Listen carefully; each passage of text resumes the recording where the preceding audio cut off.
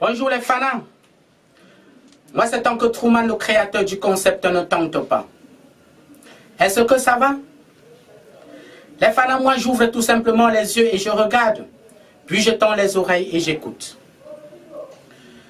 Je regarde les hommes politiques faire leur propagande électorale. Ensuite, je les écoute dire leurs promesses de campagne.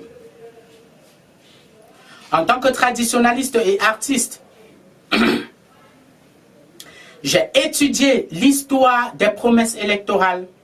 Ensuite, je les ai classées en 4 catégories qui sont les promesses montes, les promesses Donald Trump trompées, les promesses Paul Biya trompées et enfin les promesses vérité. La première catégorie de promesses qui sont les promesses montes sont les promesses qu'un leader peut faire. Mais une fois parvenu à la magistrature suprême, il décède, il meurt tout simplement. Si le peuple avait mis sa confiance dans les promesses mortes et les fanats, grande sera sa déception. La deuxième catégorie de promesses qui sont les promesses Donald Trump trompées sont les promesses qu'un leader peut faire. Mais une fois parvenu à la magistrature suprême, il se rend tout simplement compte qu'il ne peut pas les réaliser. Le cas Donald Trump. Il avait fait la promesse de rompre les relations diplomatiques avec certains pays. Mais une fois parvenu à la magistrature suprême, ce sont les patrons des grosses entreprises américaines qui sont venus lui mettre en garde contre l'exécution de cette promesse qui aurait poussé des millions et des millions d'Américains au chômage. Alors Donald Trump a été obligé de se rétracter. Il avait également fait la promesse de démanteler Obamacare, ce programme santé gratuit pour la classe moyenne américaine, une initiative de son prédécesseur Barack Obama. Une fois qu'il a évoqué le sujet au Sénat, ce sont ses propres sénateurs qui ont pris la poutre d'escampette, l'abandonnant tout seul au Sénat. Si le peuple avait mis sa confiance dans les promesses Donald Trump trompées et les fanats, grande aura été sa déception. La troisième catégorie de promesses qui sont les promesses Paul Biya trompées sont les promesses qu'un leader peut faire. Mais une fois parvenu à la magistrature suprême, il se fait entourer par des mauvaises personnes qui lui trompent tout le temps.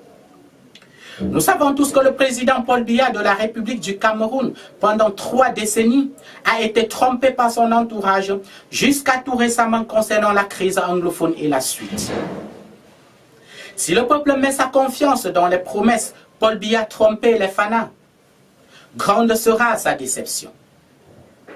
La quatrième catégorie de promesses qui sont les promesses vérité sont les seules qui soient crédibles, car elles reposent sur le principe selon lequel l'union fait la force, qui repose à son tour sur la responsabilité même du peuple.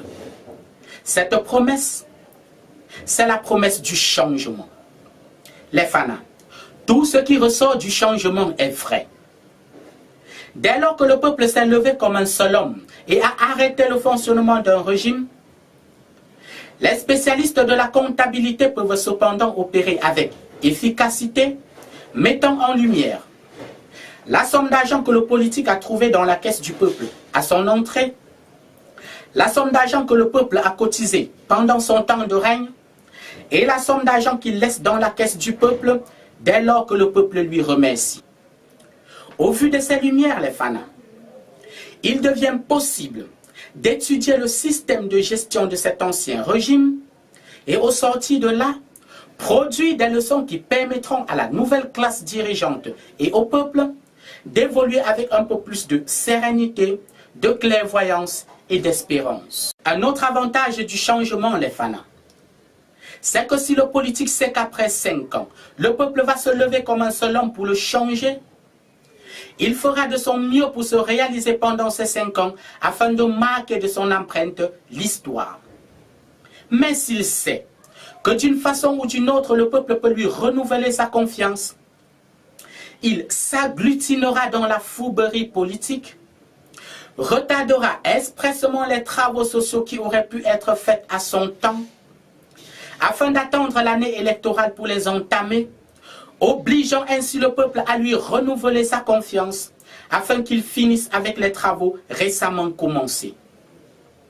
Une fois le peuple entraîné dans cet engrenage, une fois le peuple pris au piège de ce cercle vicieux, il lui devient extrêmement difficile d'en ressortir. Et le pire de tous les fanas, c'est que cette fouberie politique, ce retard expressément accusé, causeront les fléaux de la mort, de la désolation et bien d'autres souffrances contre ce peuple coupable et victime de sa propre turpitude. Les fanas, la seule motivation qui doit alimenter un peuple qui va aux élections doit être le changement.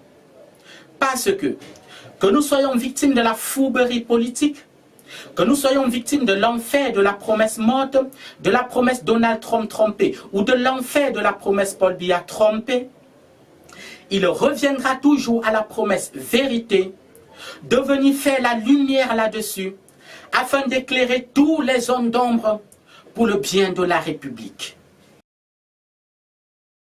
En conclusion, les fanas, le vote en faveur du changement est un choix utile et sage. Mais le vote en faveur du renouvellement de la confiance à un régime est tout simplement un choix inutile, insensé et aventureuse. Les fanas, extirpons toute la haine qui bouillonne dans notre cœur et remplaçons cette haine par beaucoup d'amour. Parce que c'est l'amour du prochain, l'amour pour nos parents, qui nous permettront de voir clair dans cette situation, afin de prendre des décisions et de poser des actes qui conviennent avec lucidité et tempérance. Reçois ce message par amour, partage-le par amour, engage-toi sur la voie du changement par amour, je nous remercie par amour.